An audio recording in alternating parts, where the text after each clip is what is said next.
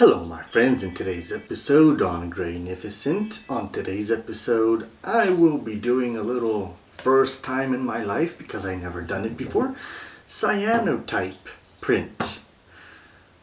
I'm not going to be talking much about the chemicals and stuff because from university I received a piece of paper that's already covered in the chemicals, as you see over here. It needs a lot of light to get exposed, so I'm not worried about flashing it around the light like this over here because it needs about half an hour in direct sunlight to get a print. What I will be trying to do today is, of course, I got a piece of black and white film. You could put black and white film on it and you should get a positive black and white print on the cyanotype. So we got about enough room, so I will put some other things around it also. And what you might need is a little frame to put it in between to squeeze it, so you got more sharp image. So I will load it all into this frame, put it out in direct sunlight, and in half an hour wash it up because you develop it in just water, clean water. And yeah, so let's go outside, find something that we could add to our negative to see how it comes out. So let's go. And so here, of course, you can find a lot of honeybees flying around. If you see them, you might not.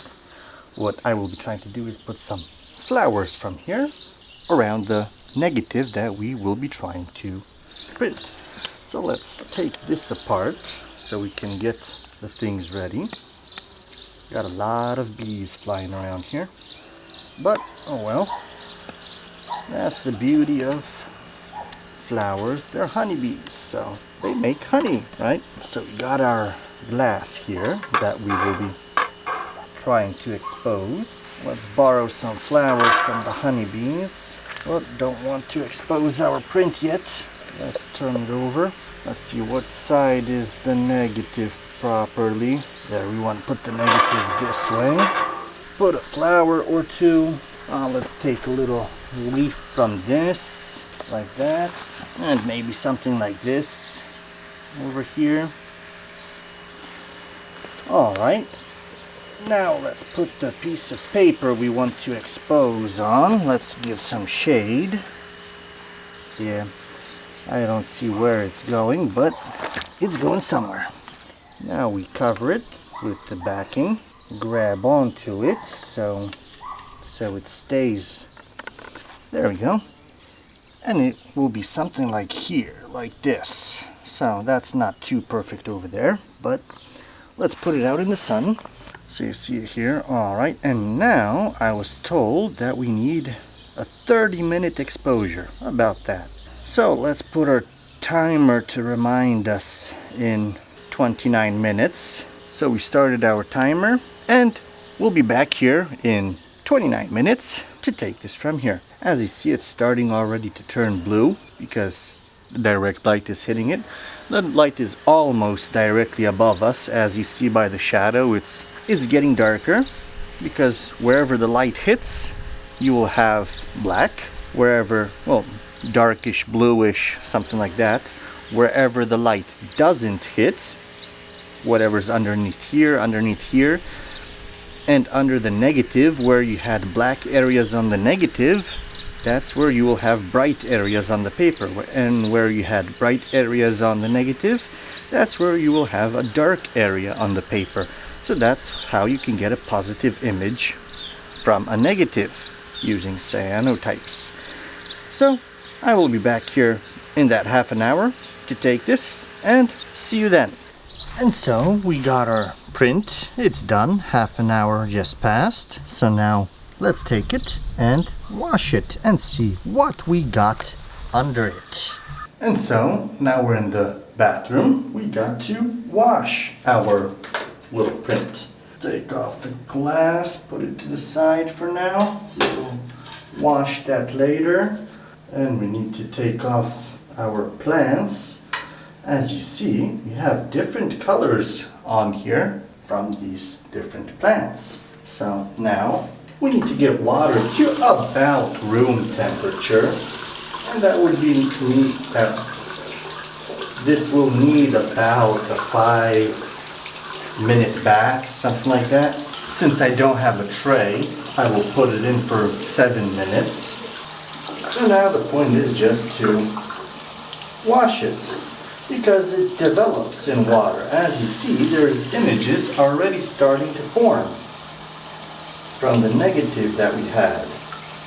So we will see if the 30 minutes is too long for the negative to show up properly, or will it be just perfect or not long enough. On the negative side, it does look like it got less light, but still too much, I guess. Well, the negative barely showed up anything on here, so I assume that was too much light, since it's got so dark that it's almost exactly like this instead of covering up light and being more like this. So I guess there was too much light on this negative. Mistakes are to be learned from.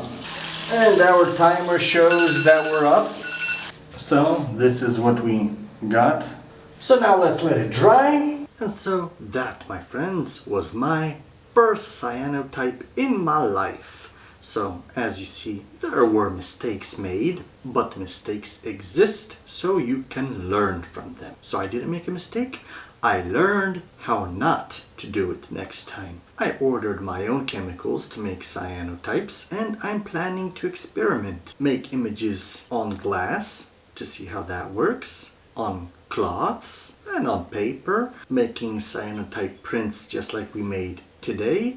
Experimenting with turning negative images into positives on a cyanotype. I'm also planning to experiment with cyanotypes using different types of cameras. So if you got interested, subscribe down below and hit the bell notification so you're notified whenever I post another video. And if you would want to see them much sooner, this video, I don't know when I will post this video.